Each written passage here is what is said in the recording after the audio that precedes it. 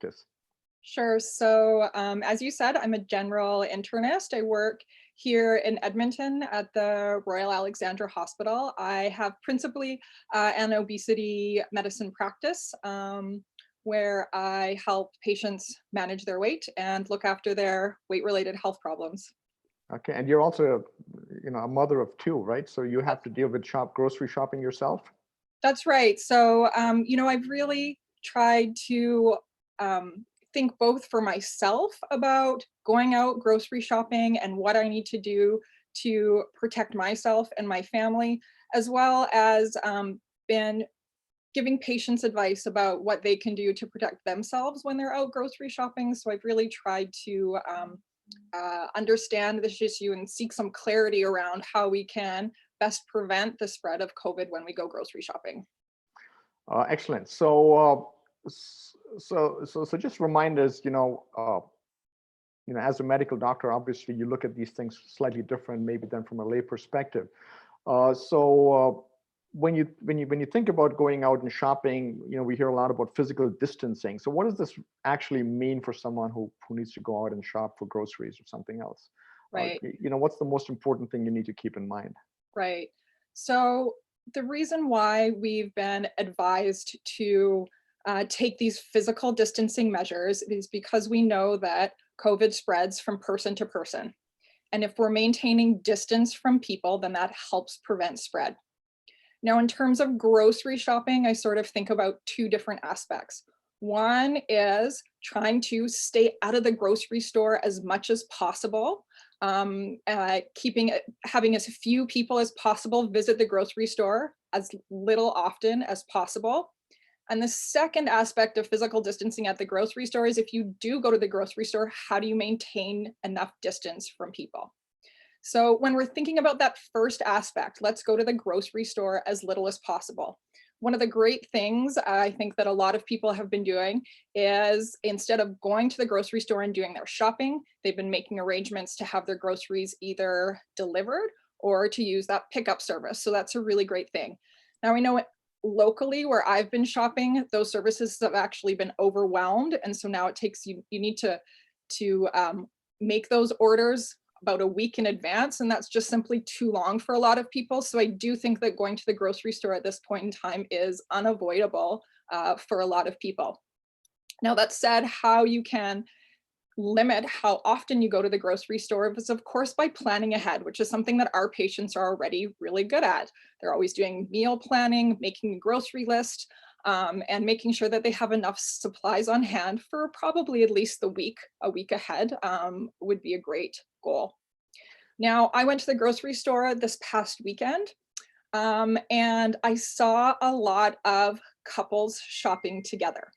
And usually I would say this is a really great thing. Plan a meal together, go buy the groceries together, enjoy making the meal and eating the meal together. But at times like these, it's really important to limit how many people are going to the grocery store. So just send one person from your household in to do the shopping. This isn't a time to be shopping together. And also, really importantly, leave your kids at home when you go grocery shopping.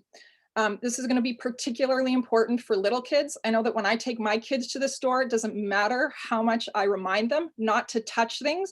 They're constantly picking up candies and asking me if we can take them home and smelling things and touching things. So please leave your kids at home.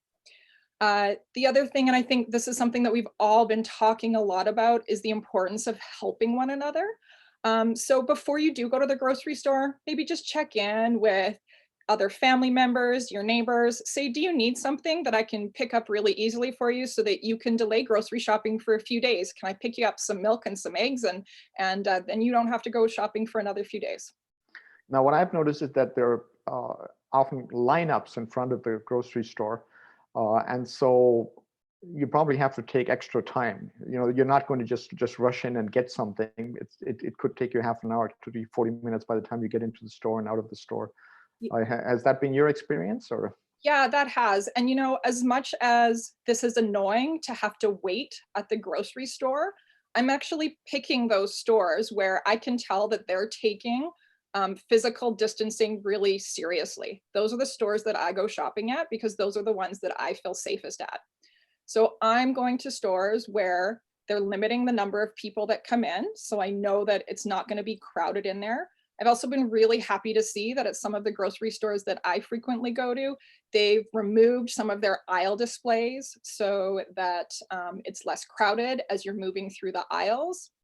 In stores that have narrow aisles, I'm now seeing that there are arrows that they're marking to make the aisles one way. And that's something that's really new to people. I noticed even this past weekend when I was grocery shopping that a lot of people weren't used to following those arrows and it was very confusing. So just be aware that this is something that we're seeing now and to follow those directions.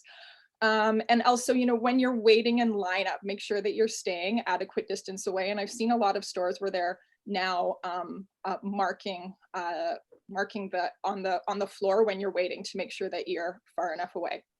And I've also noticed that at the entrance, often there'll be some disinfectant that you could use. Right.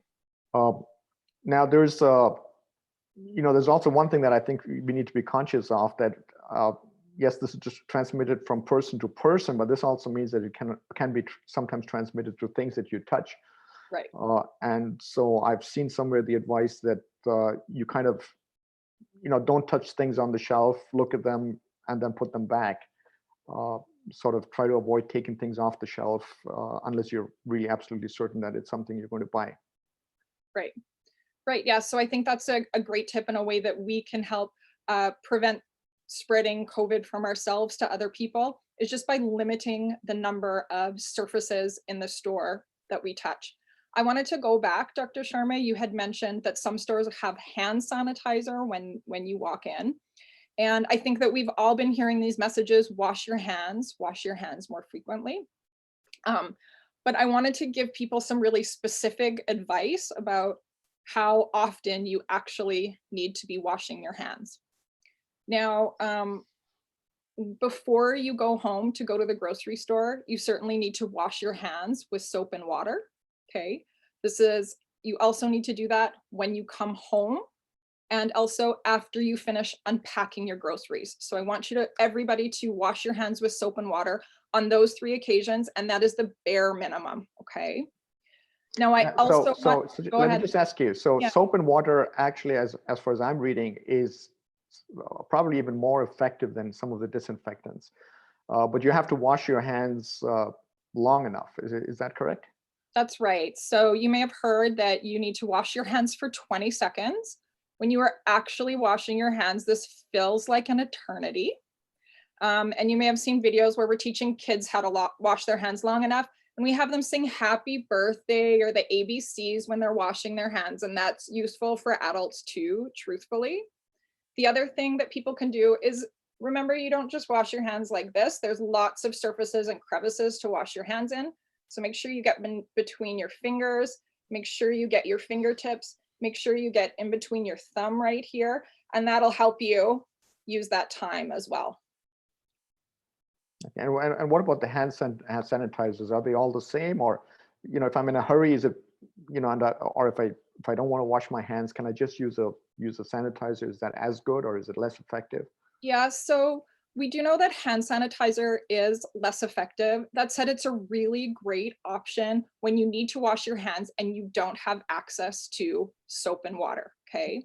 Now, I always make sure that when I leave the house, I have hand sanitizer with me, okay? I carry around this little bottle, and I think that it's an essential item right now. Everybody, if you're going to leave the house, should have a little bottle of hand sanitizer. So where do you get it? Because it's hard to get. I was going to say it's difficult to get right now. That said, you don't need very much. I filled this bottle up 3 weeks ago. I've been the person in my family doing the grocery shopping, and also I've been using it at work a little bit. And this is how much I have used. So you don't need very much. I know that if you don't have some, there's some of your family or friends that have a big bottle. I actually didn't have any and remembered that I had some with my camping supplies. So if you haven't found any, I bet you that there's many others of you that have it with your camping supplies. Now, hand sanitizer, you should do the same rule. So you should take a long time, take 20 seconds when you put hand sanitizer on your hands. And the reason why I want everybody to carry hand sanitizer is because we know that the virus is spread, can be spread on surfaces. So that if somebody has COVID and they cough into their hands, or perhaps rub their eyes or rub their nose and then touch a surface, and another person comes along behind them and touches the same surface, gets the virus on their hands and then onto their face, that's how the virus is spread from person to person. So I'm really careful when I go to the grocery store about those shared surfaces. So I, in addition to washing my hands before I go, I use my hand sanitizer when I first get into the store. And that's helping protect everybody else in the store if I have the virus, okay? And this is also why I'm most happy shopping at grocery stores where they have somebody at the front making sure that everybody uses hand sanitizer when they come in. The other So let, time when I the other time when I use hand sanitizer in the store is when I touch other commonly touched surfaces. So when I go to get my milk and I have to open the fridge, I'll use my hand sanitizer after that. When I pay and I have to use the credit card machine and touch that, I'll use the hand sanitizer after that. I think that if you are taking these extra steps, that's an extra layer of protection, and that would really go a long way to preventing this virus. Now, the other time when I also use it is, of course, before and after I touch my face, okay? So that's a lot of hand sanitizer. It's a lot of using it. You can see a little goes a long way. And it's really being really diligent around these simple measures that's going to slow down the spread. what about people who think, well, all this hand washing stuff, why don't I just wear a pair of gloves and maybe then I'll throw them away in the parking lot, as unfortunately a lot of people are now doing, because I see these used gloves lying all over the parking lots. What's your take on gloves? Are they a substitute? Should we be even using them? Yeah, I know that gloves are a really attractive option because it truthfully is tiring to wash your hands so much. Unfortunately, gloves are just as good as your hands at spreading the virus around.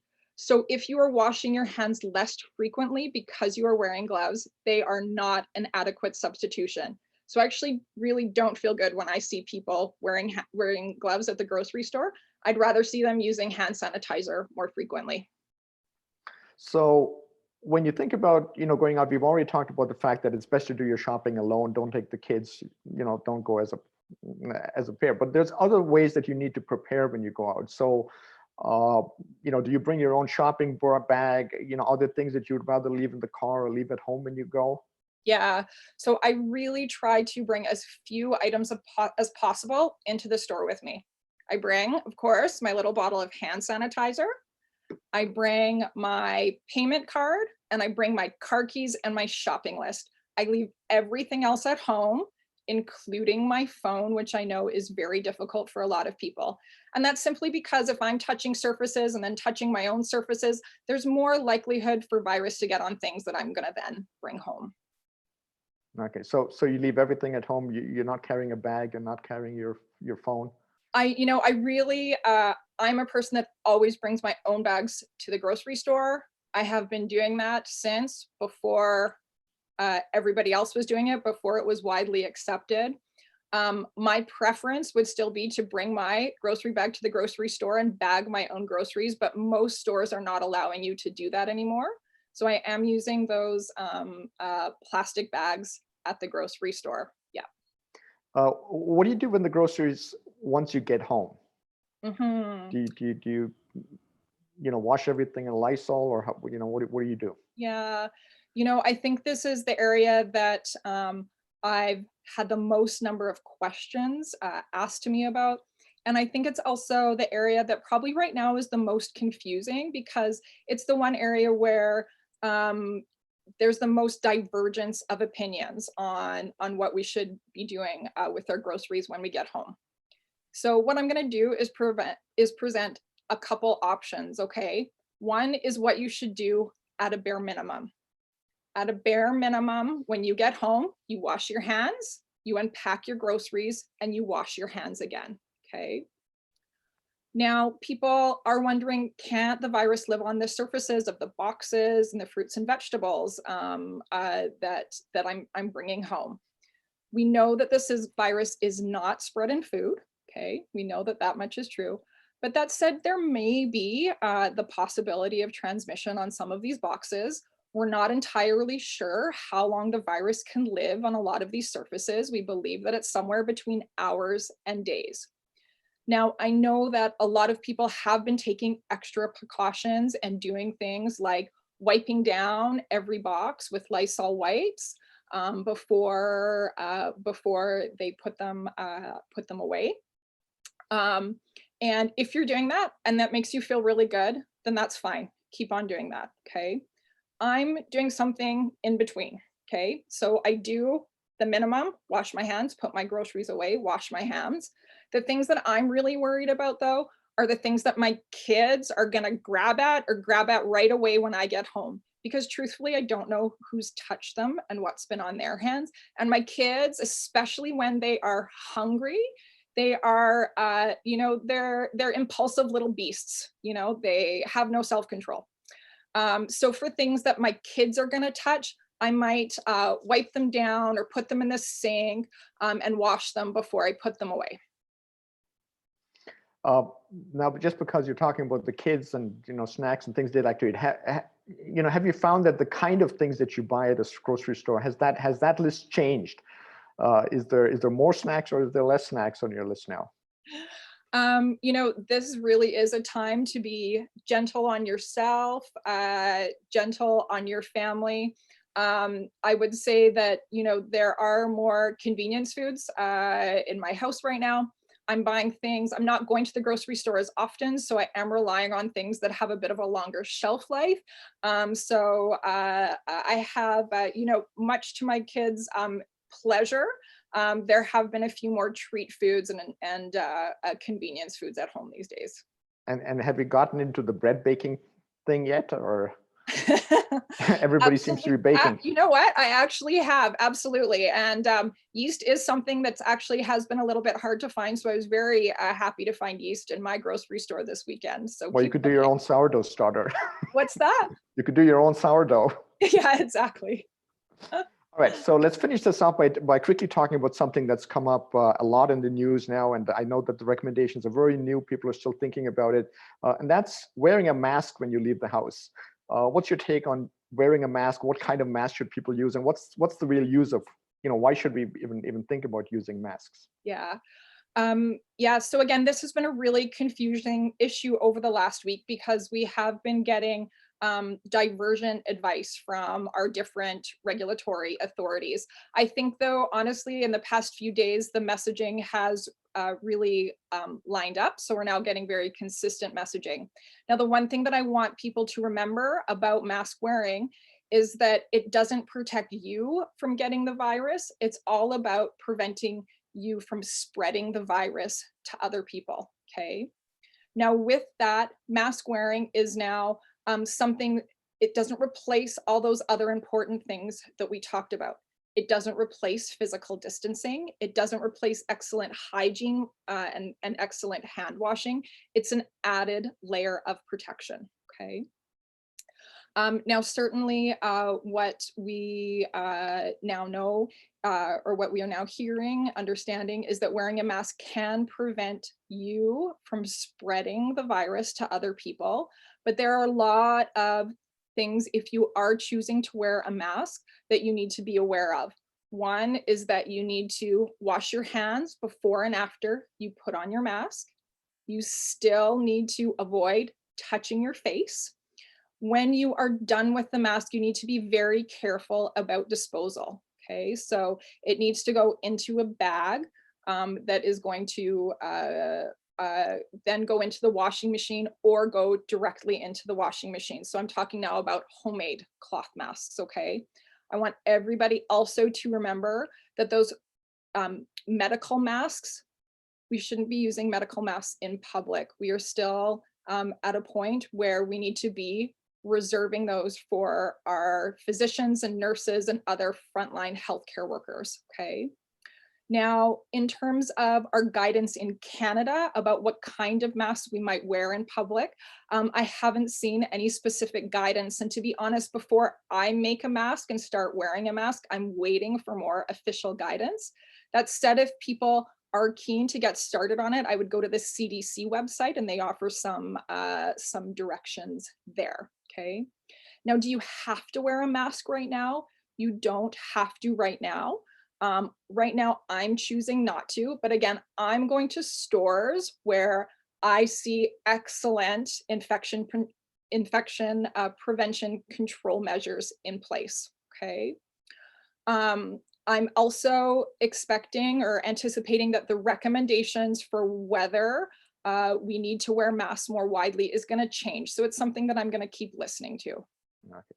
Well, Sarah, thank you so much for sharing these tips. I'm sure they're important to a lot of our listeners and viewers because as we discussed on the last on the last chat when I was talking to Dr. Sue Pedersen, we emphasized how important it is, especially for people living with overweight and obesity, to try to not catch this virus, because we know that they very often can have other risk factors that could make just for a more severe and serious course. So thank you again for taking the time. Thank you for those tips.